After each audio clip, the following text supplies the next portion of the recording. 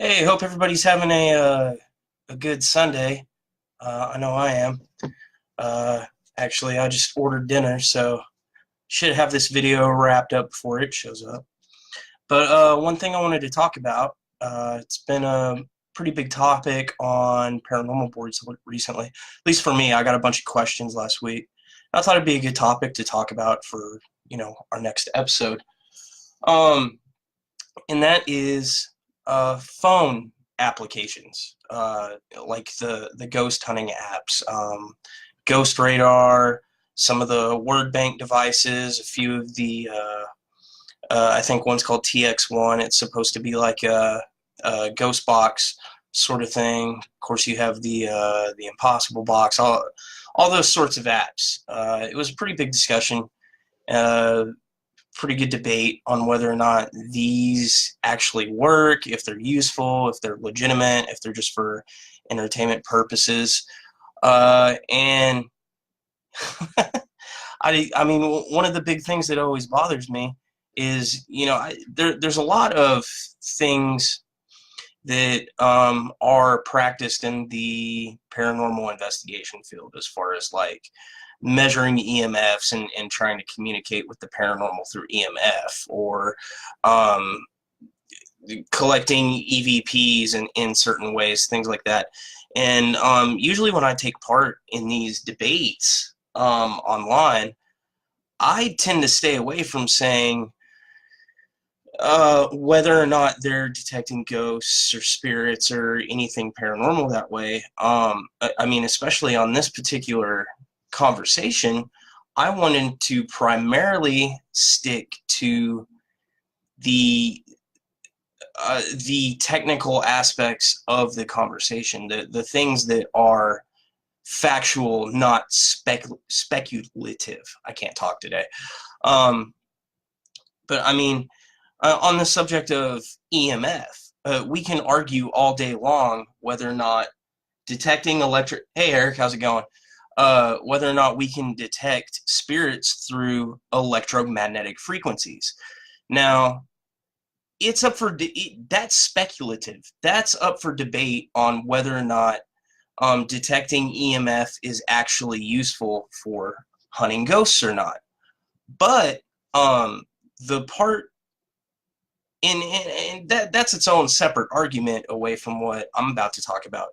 But the technical part of the argument that I wanted to get into was like, can phones actually detect EMF in the first place? I mean, there's 1,000 apps out there you can download that supposedly make your phone a an EMF detector. I'm glad you tuned in. Hopefully, more people join you, man. But like, so there's 1,000 different apps you can download that claim they can make your phone an EMF detector. And I'm an engineer. I work on electronics and stuff all day long. And my initial answer is yes, it can, but it's not going to function the way you want it to. It wasn't designed to do that, really. And even though I was arguing, I don't want to say arguing, but even though I was debating this fact with a bunch of people, I'd get a lot of people arguing with me that, first off, weren't engineers, didn't really understand the technology they were talking about. And then I was getting a lot of replies from the people that actually create a lot of the apps, and the proof they were giving me that their apps were legitimate were in the form of these videos that they made that they were using to try to sell their app online, which what I had requested was, let me review your app and also send me the API. I want to see what the code is on it. I understand that could be problematic because I can see their code or whatever, but I think they should be transparent about it. It said to me that they weren't willing to withstand any kind of scrutiny. So what I'm going to talk about today is phone apps, and can we ghost hunt with them, or what's their merit in an investigation. So just to be clear, we use cell phones in our investigations. Every old cell phone that we upgrade from, it gets donated to the group, and I go in and I tinker with it and I use it for different things. But what I'm not doing is I do not personally use any of the ghost hunting applications. I don't trust them. Somebody else programmed them. There are a few of them where we have got a hold of the API, pulled them apart, looked at them, and saw how they worked, and they were not legitimate. But mainly, when you're looking at ghost hunting apps, there's basically 4 kinds of apps that are out there. I mean, there's more than that, but there's 4 specific types of apps that are most commonly marketed. Sorry, I keep glancing over here. I actually did notes, and I actually got an email from Samsung and DigiKey about some of this, so we'll get into that in a minute. But the 4 main types of apps that there are, the first one, the biggest one, of course, is the EMF detector apps. You have like Ghost Radar, you have EMF Detector Plus, Pro EMF, Vcoder. There's a few different types. The second one's going to be the EVP apps. I'll get to that in a little bit. I'm going to tell you I don't really recommend any of them, and I'm going to tell you why. There are some apps you can use that I'll recommend. They are not marketed for ghost hunting. But I want to get through my discussion first. But I will get back to your question. There's EVP style apps, and those are like the recorders, and it basically functions as a digital recorder, but it's marketed for ghost hunting. There's the spirit photography apps, and that's exactly what it sounds like. You use your camera, you take pictures around a place, and it's supposed to capture the spirits for you. And then the fourth major one that's really, really common, super popular, is like a word bank style app. That's like the, I believe it's called, I believe the physical version is the Ovilus 2. I think the one on your phone is the Ovilus 3. There's the Paranormal Impossible Box. There's Spirit Box app. And I'm not talking about the ones that go through radio frequencies. I'm talking about the ones where there is a bank of words supposedly in the system that spirits are supposed to be able to interact with your device and pull the words out of. Of course, this is the app version that's on your phone. I've complained about the way the standalone boxes work forever. So the first things I want to talk about are the easiest ones to keep you away from. That's the EVP and the photo apps. For obvious reasons, these aren't going to be reliable in the field. Now, you can do EVPs with your phone recorder. You can do photographs with your camera. That is fine. There's nothing wrong with that, and you need to scrutinize that evidence as much as possible. But if you're using an app that is specifically targeted towards ghost hunting, using those features, 9 times out of 10, it's going to be manipulated in a way where it's designed to produce EVPs. There's, and I can't think of the name of them. I should have taken a better note.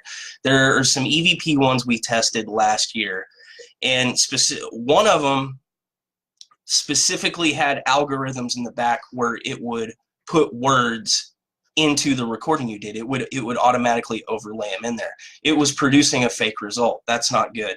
The other two, what it was doing is it was lowering the bit rate of the microphone so that the hey Daniel, how's it going? It was lowering the bit rate of the microphone so that the recording wasn't as good, and so you would get all these kind of false positives. Same thing with the photograph app. A lot of the apps, they will put like a little ghost in there.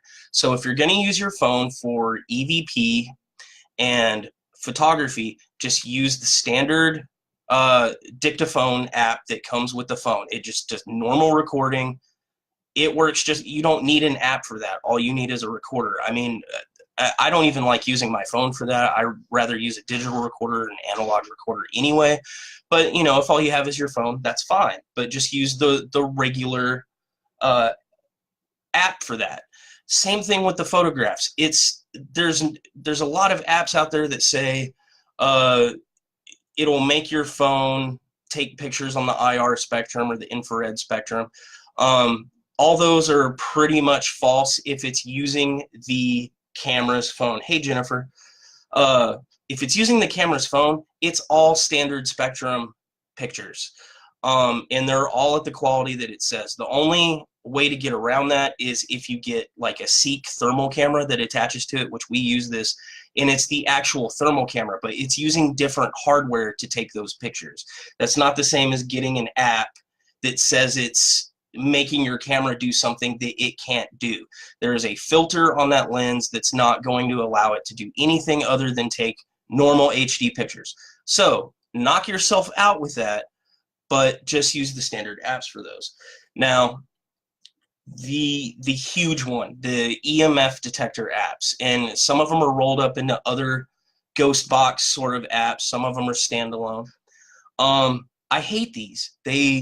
I'm going to tell you right now, they don't work. Like, from a perspective of doing any kind of real investigation, EMF detector apps on your phone don't work.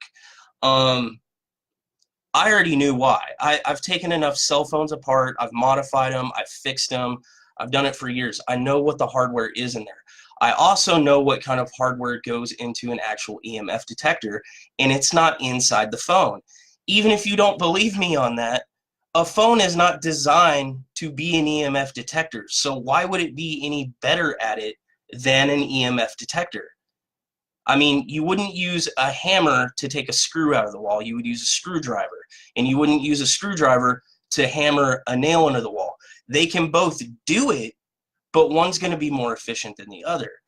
And that's kind of what the debate ended up being, because I was talking about what the hardware actually was inside the phone, and I was getting a lot of pushback from people that didn't understand. So I'll back it up a little bit. I'll just answer the question straight out. Can a phone detect EMF? The answer is yes. A phone can detect EMF. It has to, by design.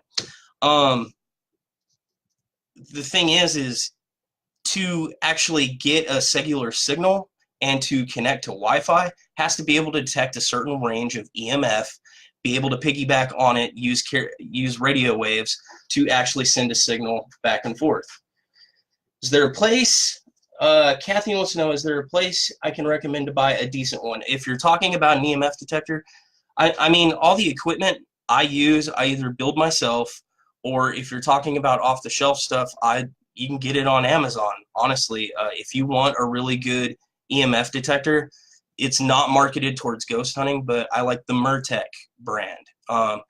They're like $18 plus shipping. They're super cheap. And they do what they're supposed to, and they also have a temperature sensor in them that you can also open them up and calibrate them. You can change out the parts that are inside if you know what you're doing. Nowhere on the website does it say it's for finding ghosts or anything like that. It's specifically for measuring changes in EMF frequency on 3 separate axes, which I'll get into that.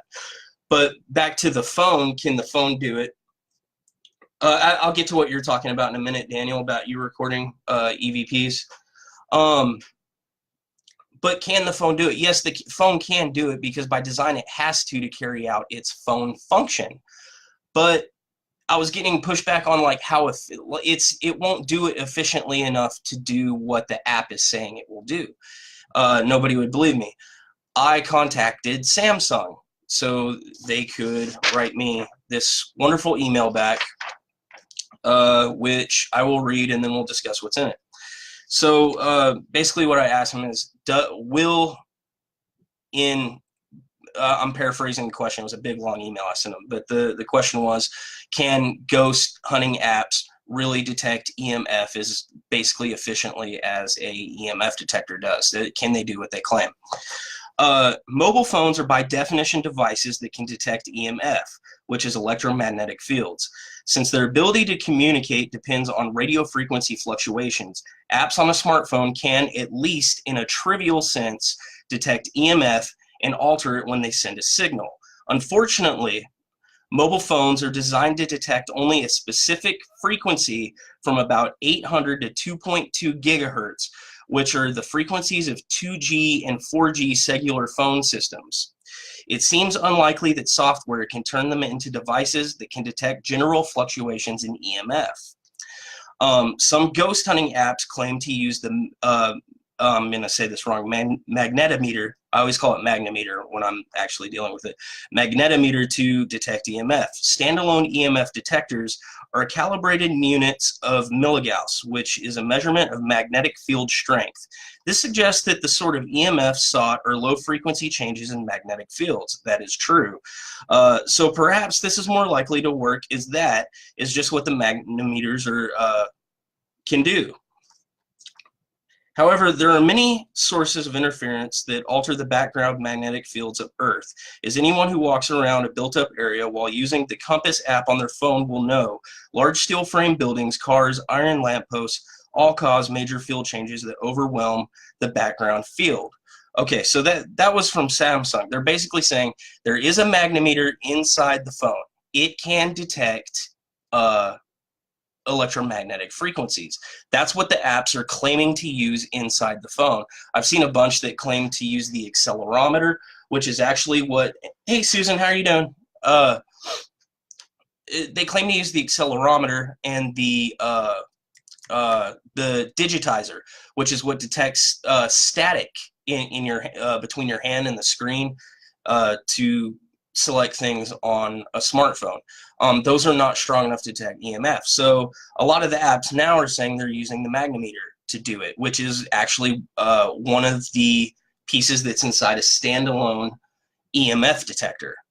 Okay, so there's a little merit there, but the thing they're leaving out is inside a standalone EMF detector, it's a magnometer plus a low-frequency capacitor. The low-frequency capacitor is actually the detector. So just to clear that up, I emailed DigiKey, which is a supplier I use for all my electronics. They have all the specs on everything, and you can buy standalone magnometers from them. Like you can make your own kit at home for this. What they wrote is the magnometer is commonly found on mobile devices such as smartphones and tablets, but it's one of the most difficult sensors to interpret. It's commonly called a compass since it measures the strength of the magnetic field in 3 dimensions, but it does not necessarily point north. In fact, magnetic interference can cause it to behave unpredictably, is often seen in augmented reality apps. So basically what they're talking about is that magnometer works in conjunction with the accelerometer. So when you put it in the new VR headsets and you're trying to play a game, it's supposed to orientate you. The problem is it's really buggy. 1 out of 5 times you're going to be pointing the wrong direction because it's unreliable. The other thing is the one that's the size in your phone, the carrier range on it's not very big. So the combination of these 2 letters, what Samsung is saying is that basically your standard EMF detector measures things in milligauss. What you're looking at is for what most people in the field of ghost hunting are looking for, okay? And this isn't me saying I agree with this mode of thinking or this research, but I'm saying what they're looking for are low wave change in the lower spectrum. They're looking for low wave changes at 1 to 2 milligauss. The hardware that's in a phone, what it is designed to do is detect things in 800 to 2.2 gigahertz. It's a completely separate range. So the changes in magnetic frequency that you're detecting with a phone are not the same ones you're detecting with an EMF meter.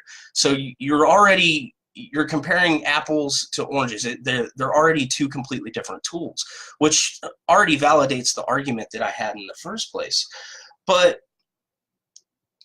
does that mean you can't detect ghosts with it? No, it doesn't, but it causes a few problems. First off, you're in the wrong range for what everybody else is looking for, so the app's already kind of lying to you. The other problem is the magnometer in the phone is not inherently designed for what it's being used for by the app. So instead of trying to orientate the phone using the accelerometer, it's trying to give you a readout, but it's a very unreliable piece of equipment for that because it wasn't designed for it. It can also only detect out, when being used that way, it's only detecting out for a few feet. As with an EMF detector, it's it's calibrated to do like much further, more specific measurements, things like that.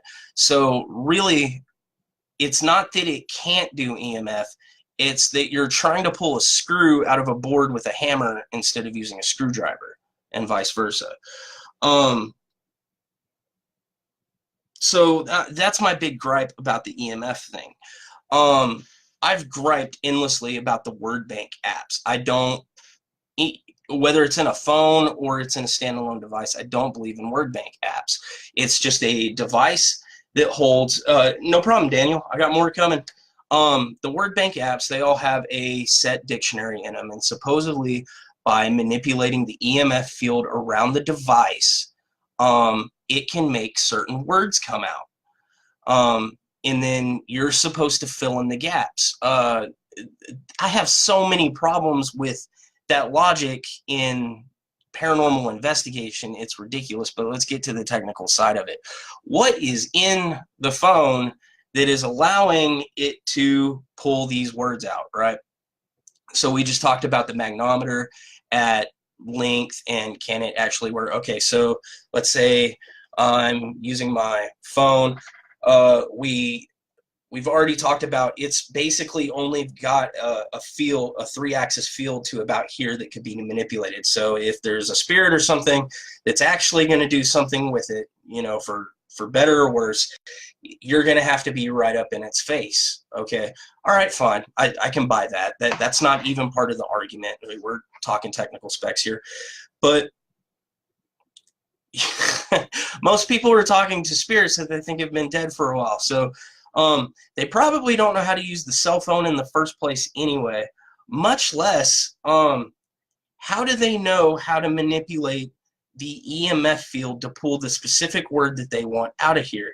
And it's just such a hard stretch for me, because I can't do it. I can't make those apps say a specific word that I want to do, even with holding a magnet or turning on a fan, you know, or to get a certain level of EMF. I haven't figured out how to do it with technology being able to produce purposeful EMF manipulation. How the hell is a spirit going to do it? It doesn't make any sense to me. Plus, we've already proven that this is so erratic at detecting EMF fields and energy fields in the first place that it just doesn't seem like it. You could not trust any word that came out of here. There's too much room for error, to where if you get like a strange word back, well, you could have been detecting the doorknob. I mean, I don't like any of the word bank apps. The one type of app I haven't, that's marketed for ghost hunting, the one type of app I haven't done a lot of testing with, and I'll come back and talk about it after I have, is the ones that are that use radio frequencies. I don't 100% know if that kind of hardware is in the phone, where it emulates an SB7, where it scans through radio frequencies. I know the one that's in an SB7, it's an analog tuner. That's, you know, and it's, or I'm sorry, it's a digital tuner, but it's set through an analog board. I'm sorry, I said that wrong, so don't scream at me. But it's cycling through actual radio stations, and you're picking up the radio waves coming through. And so if you did get a voice, it would either be the voice of something or radio interference. And like I said, that's not even part of the debate, but you are getting some kind of real-time thing. I don't know for sure that phones have digital radio tuners inside. I don't see why they couldn't. I just hadn't looked into it a lot. So that's the one app I'm not going to gripe about yet until I have more data on that. Now, I saw a lot of questions about, okay, we use phones, what apps do I recommend? Like I said in the very beginning, I don't recommend anything that is actually marketed towards ghost hunting or paranormal investigation. It's a dupe. It's designed to give you results. And I haven't tested every single app that's out there. But Not and just like Daniel just said, most apps are basically toys. That's true. If you go to most of the app web pages, at the bottom of it or in some fine print somewhere, it's going to say for entertainment purposes. That's because they know it's not really doing anything. It's either an algorithm or it's based on unreliable hardware. Like I said, I haven't tested every single app. It would be impossible for me to do that. But every single app that I have tested, and it's been a lot, they have all been outright phony and you can't call them phony because it says for entertainment purposes somewhere on their site, but they've either been outright phony or just based on unreliable hardware. So the things I recommend you if you want to use your phone for paranormal investigation, there's a few things that you can do that are absolutely reliable. I talked about the accelerometer quite a bit in the phone. That is the one piece of hardware in this phone that is probably better than anything else you could go buy on the market. Even if you use a phone that's 3 or 4 years old, accelerometers have been great. That's the piece of hardware that lets it know if it's upright or on its side, and it makes the screen shift, and it also lets it know if it's vibrating. It also helps orientate it with GPS for like your maps and stuff. It's basically positioning for the phone, right? So what that's actually really good for is if you download what's called a geophone app. And the simpler the app, the better, I always say. But it'll just put, like, it'll either do some dots on your screen that'll light up when the phone senses some vibration, or it'll actually have like a little graphic, almost like a waveform. The words escaping me, but what they use to detect like earthquakes, right?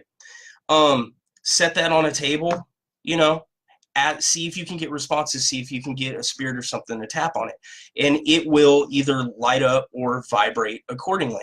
It's not designed for ghosts. It's not designed for any of that. It'll detect earthquakes. It'll detect vibrations in the house, things like that. But that is a tool that if you can get it to be manipulated intelligently, I would trust those results much more than something coming from an app that's marketed for ghost hunting. Another good app would be just the normal sound recording app, either the one that comes with your phone, or there's one called Voice Record Pro. Like I said, it's not marketed for ghost hunting, but what I like about it is you can tinker with the bit rate. You can set it up to 64,000 kilobits, which is like the best your microphone can record. And you can also tinker with the gain. You can set the gain a lot higher, which will increase the range of the mic a little bit. It's a little bit more sensitive. The other thing I like about it is that once you get it in audio, once you save it, you can email it to yourself or save it to the cloud, but it will stay in WAV format, not MP3. This is, and I won't go too much into it. But it's a very important part of our EVP research, that we're looking at things in certain spectrums of hearing, certain frequencies. And what a lot of people don't realize is to save space, MP3 files cut off everything below 30 hertz and everything that's above, I might be quoting this wrong, but I think it's like 690 hertz on the top end. Might be a little higher, might be a little bit lower. I can't do it by memory. But it cuts off stuff that normally like you can't hear, and that's how they save space on the recording. A WAV format is the raw lossless file. So what I really like about that app is it's not cutting out, it's a bigger file, but it's not cutting out any information. So you can do spectral analysis on it later, and you can ultimately decide if your EVP is more valid. Pause a minute, read some of these. James says, both my haunted houses that I work for is haunted here in Colorado Springs. He'll scream haunted house and sinister house, and if you want to come and do an investigation here, let me know. Okay.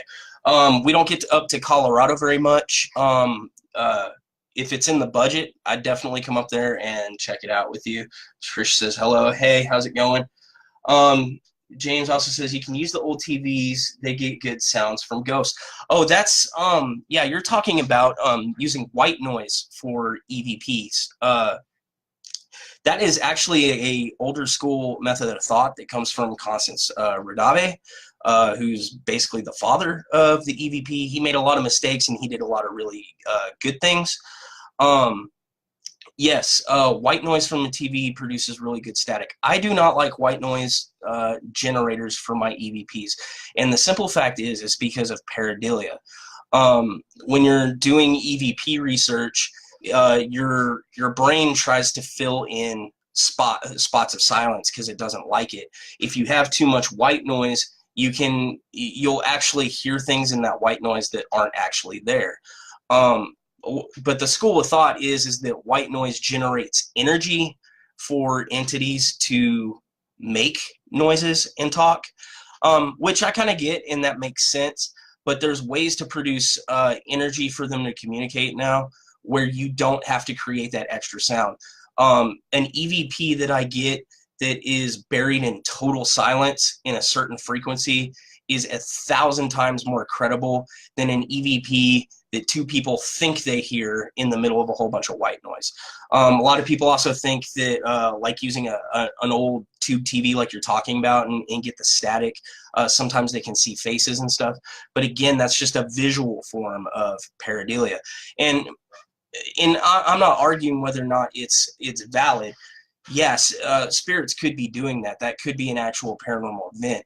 Scientifically, it's not something I can validate and prove.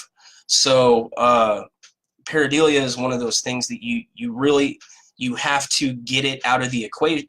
It depends what your goal of your investigation is, though. If your goal is just to prove to yourself, or you're just having a good time, or it's not something that you're really presenting as evidence, knock yourself out. That's great. And I love those videos. I love getting that stuff from you.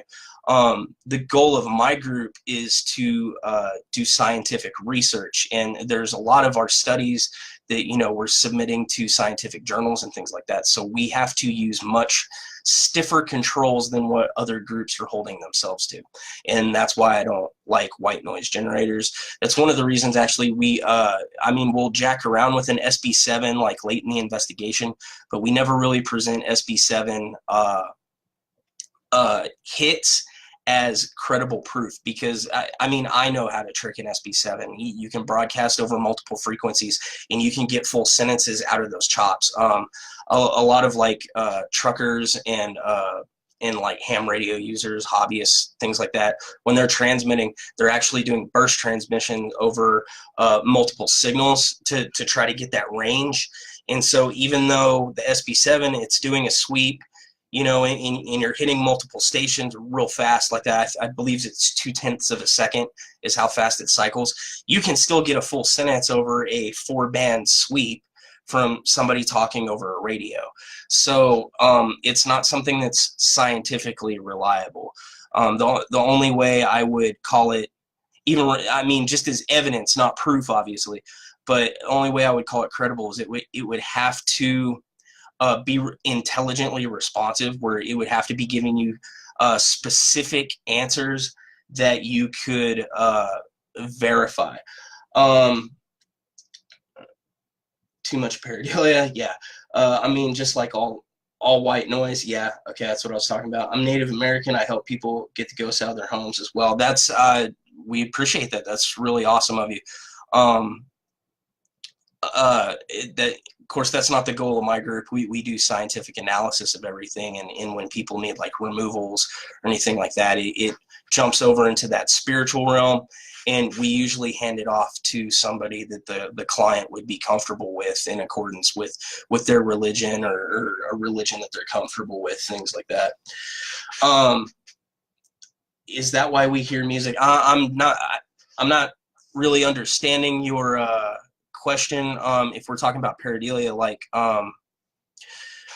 we all hear music because there's specific frequencies that are put out in sound waves, so we're all going to hear the same things there.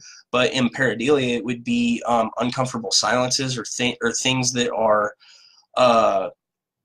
varying in frequency so much that our brain tries to make sense out of it, because our brain's constantly trying to make patterns.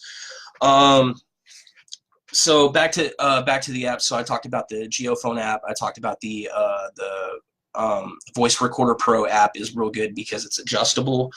Photo app, I would not use an app for photos. No, nothing with a filter, anything like that. Just the straight app that comes with your phone.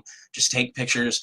But one thing I can suggest with your phone is you can actually do your own version of our mono wavelength photography experiment using your phone.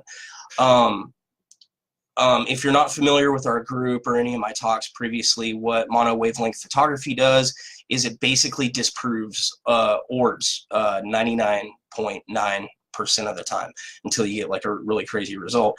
But basically, if you don't know the principle behind it, light waves work just like any other form of energy in waves. Is it goes out, it bounces back, and then it's interpreted by your eye.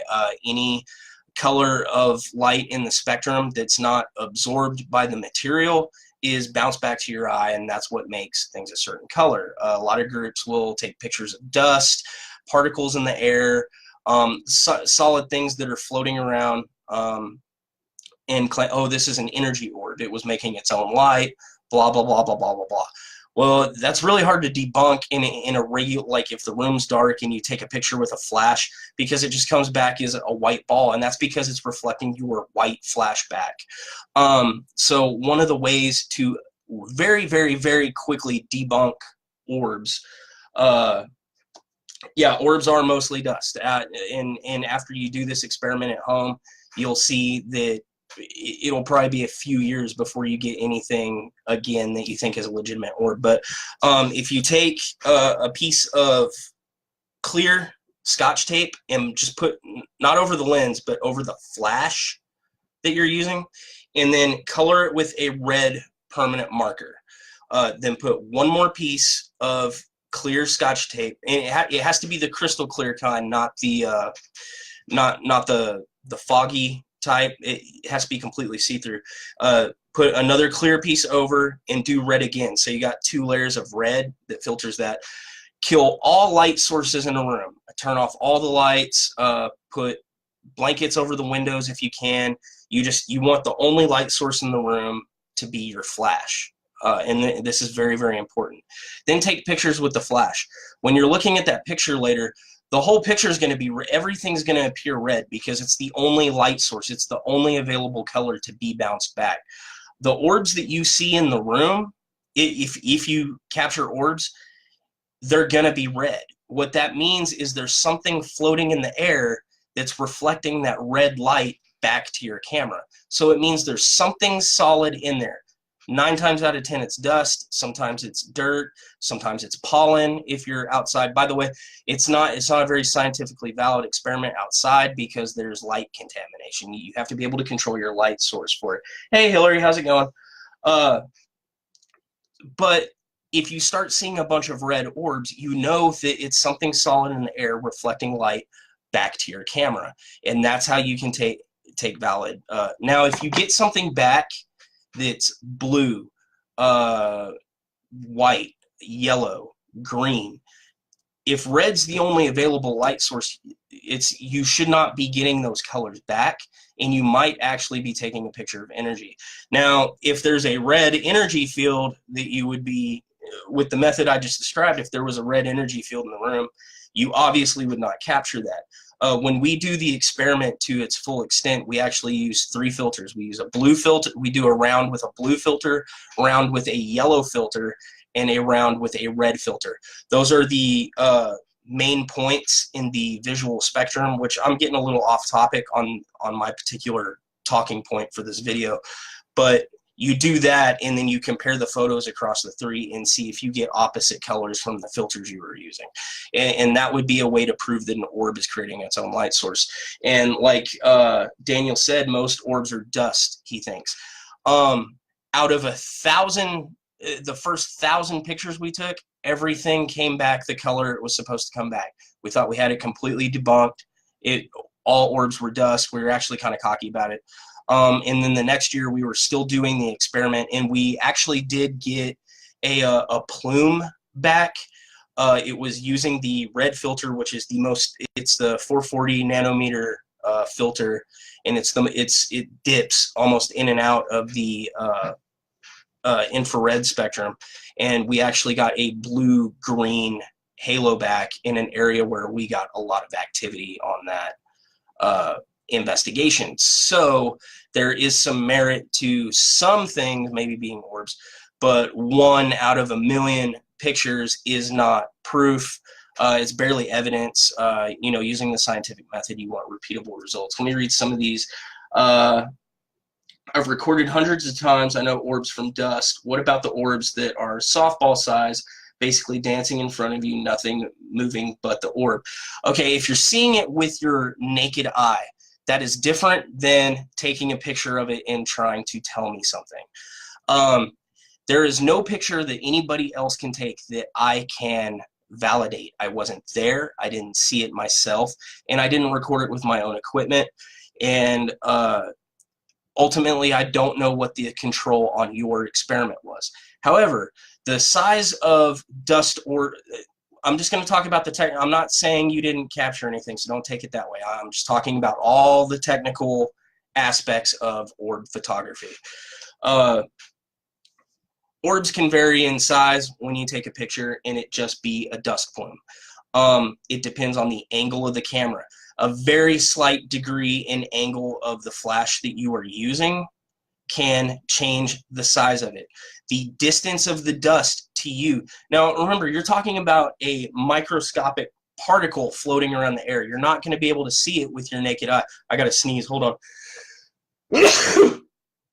Because there's dust in the air and you can't see it in this video, but if I took a picture of it with a flash, it would be an orb, right? So if there's dust flying right in front of your flash, only a foot away, and your flash captures it, it could look gigantic. It could take up the whole picture. It could be softball size, or it could be pinpoint in the distance. It really just matters. Also, moisture, water in the air can do that.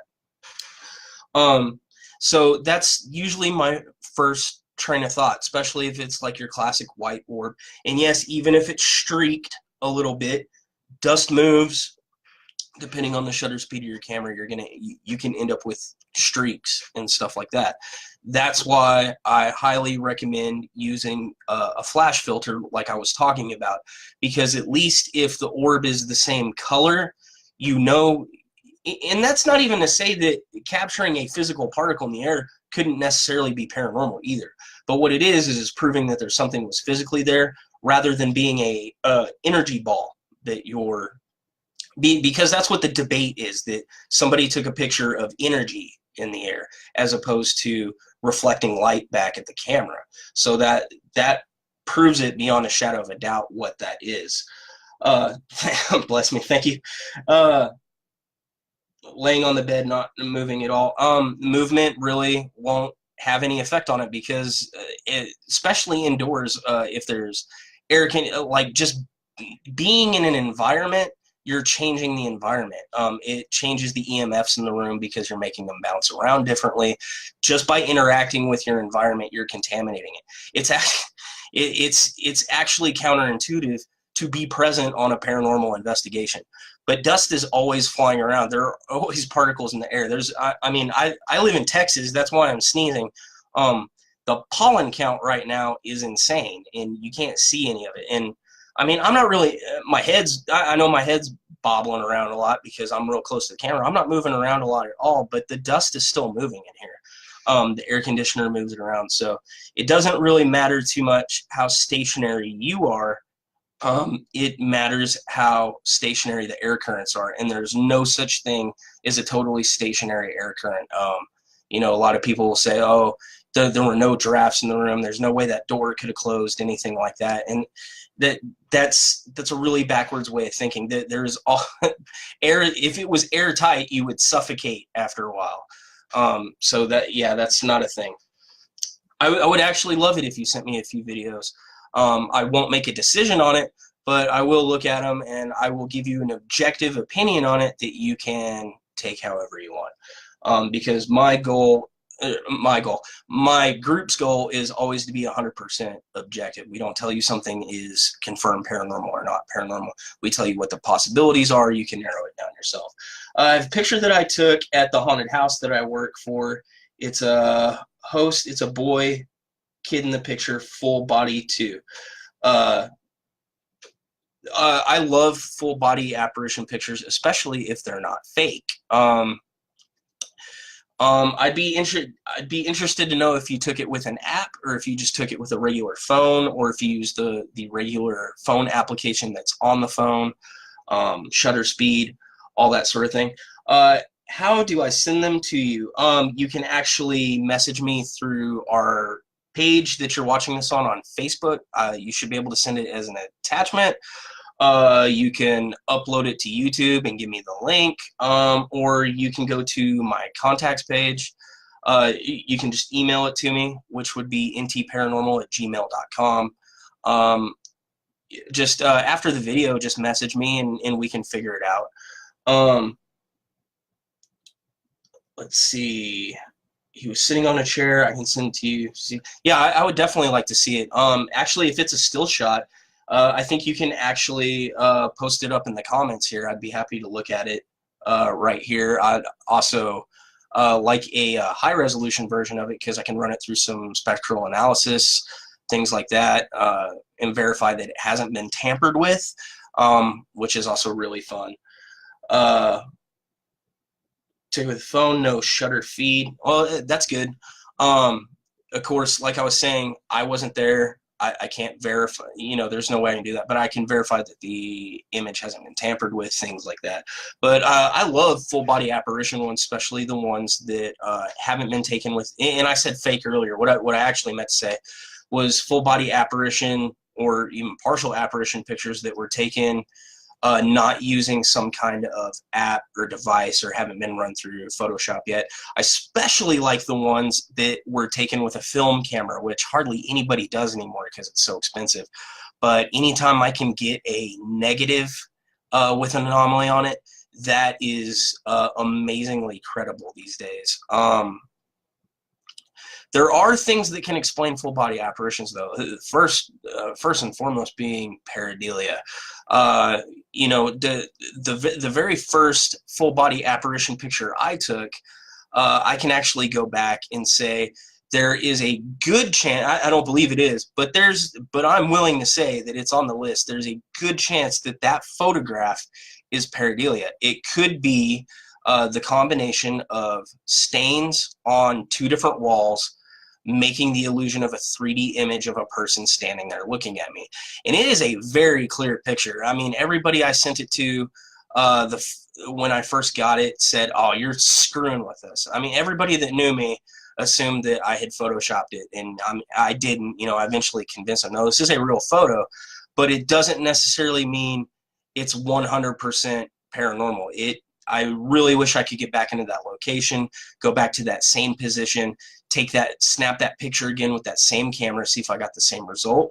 Another thing I would do to try to debunk that would be use a UV light. One of the things we do now is part of like our mono wavelength photography experiment. We will use UV light as the only source in the room. Other ghost hunters do this. I think they're trying for a different result than we are. What we're doing is we're looking for anomalies and reactive things in materials, in the wall, in the air, that might stand out to create those optical illusions. It's almost the same thing that they do on crime scenes for forensic photography. They'll use luminol to kind of highlight like blood, DNA, things like that, but also other things in the crime scene that normally wouldn't stand out. So using that experiment, there have been things where it's like, oh, we took a picture and it looks like there's something standing there, or it looks like a face is just free form floating in the air. But then you use UV light and you realize it's really just this intricate pattern of stains on the wall. I'll take a few of these comments before I wrap up. It's not it's still on this phone I'm using to watch you. Okay, that's not a problem, man. Just post it up afterwards, or you can either post it up on the page and I'll approve it, or you can send it to me directly if you just want me to look at it. But so if anybody's got any questions about like apps or now would be the time to throw that up as I'm wrapping up. I can try to get some of your final questions, but I do not trust any of the ghost hunting apps. There's too much room for foolery in there. First of all, they're trying to make money. As a paranormal investigation team, we don't even take donations.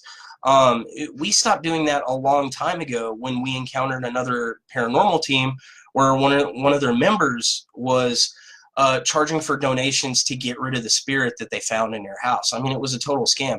And so we decided that we were gonna be self-funded, out of pocket. We would not take money for the research when we go out to a house. We'll drive wherever for absolutely free. We'll stay all night. We don't want money from people.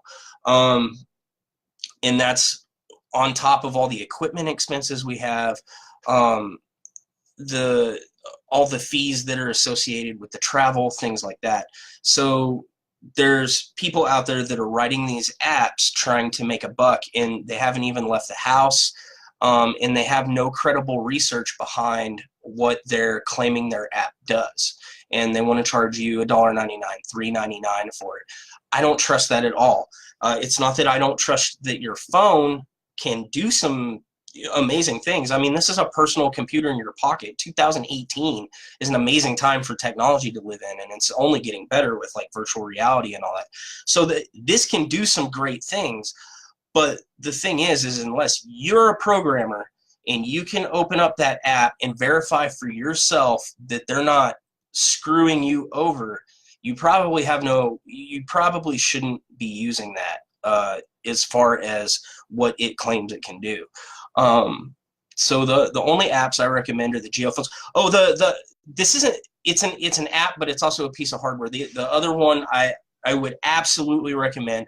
I use on all of our paranormal investigations. It's Sarah's and Allie's like favorite tool, and we initially got it because we thought we would find ghosts with it, but it turned out to be one of the most vital debunking tools in our arsenal, and that is and there's two brands. I have the Seek brand, and you can also get the Fleur brand, but they come for iPhone and they come for Android. But it is a little piece of hardware. It is a thermal camera, and it's a true infrared thermal camera, and it plugs into the port. The phone uses that camera to do it. It's a specialized camera, and then you download either the Seek app or the Fleur app, and it will do the same job as a full-on infrared thermal camera. If you've been doing any paranormal investigating at all, you probably looked at a thermal camera at some point. They're like $600. These aren't cheap either. They're like $250, I believe. But that is a lot cheaper than a $600 camera. The other great thing is it records audio from your microphone. You can do video, you can do still pictures, and you can also do a couple of different like filter types depending on what you're doing that might make it easier to spot things. And initially when we got it, we thought we would see these like cool cold spots or maybe catch a person-shaped apparition going by. Never happened. Never once have we got anything paranormal on it. But what we have got on it is every time we're like outside in a cemetery, the number one thing everybody hears is footsteps. And we were hearing them too, and we were never catching anything with our regular IR camera. But I'll be damned if on the thermal camera we wouldn't turn around and it would always be a bunny or a fox or something that would actually show up on there. Inside houses, we have found leaky doors where drafts were coming in. We've debunked like strange cold spots by their proximity to vents that were, it made everything visual, and it made it where we could find everything. And then people were hearing stuff walking around in their attic, and we're like, it's rodents, it's always rodents. And they'd be like, no, it sounded really heavy. And then we'd go up there with a thermal camera, and sure enough, we would find raccoons, possums. One time we found a vulture. So it's probably the best thing you can get for your phone, but that one's super expensive, and it's not just an app. That is an actual piece of hardware you have to buy that just uses the fact that your phone is a computer, which it'll work on a tablet and all that good stuff too.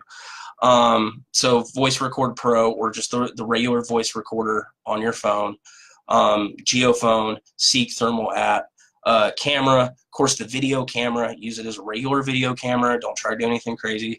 And if you're just using the camera, I highly suggest making your own little flash filter at home, just with some Scotch tape and a marker, to kind of debunk a lot of that stuff that's floating around in the air. And that's it. Let me see. Were there any questions? No, doesn't look like there were any closing questions. So take everything I said, with a grain of salt. Like I said, I'm not arguing whether or not paranormal stuff can be detected with your phone. That's not what I'm talking about. What I was initially arguing about was, are the hardware specifications in this phone good enough to do the things that these apps said?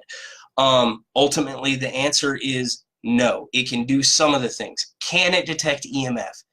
Technically, yes. It can't detect it well enough to do the measurements that it's saying that it's taking. It's either downright fakery, or they're really embellishing. And if you are going to use an app, really look everywhere for that, for entertainment purposes only. I don't personally like word bank apps. You guys have fun with it.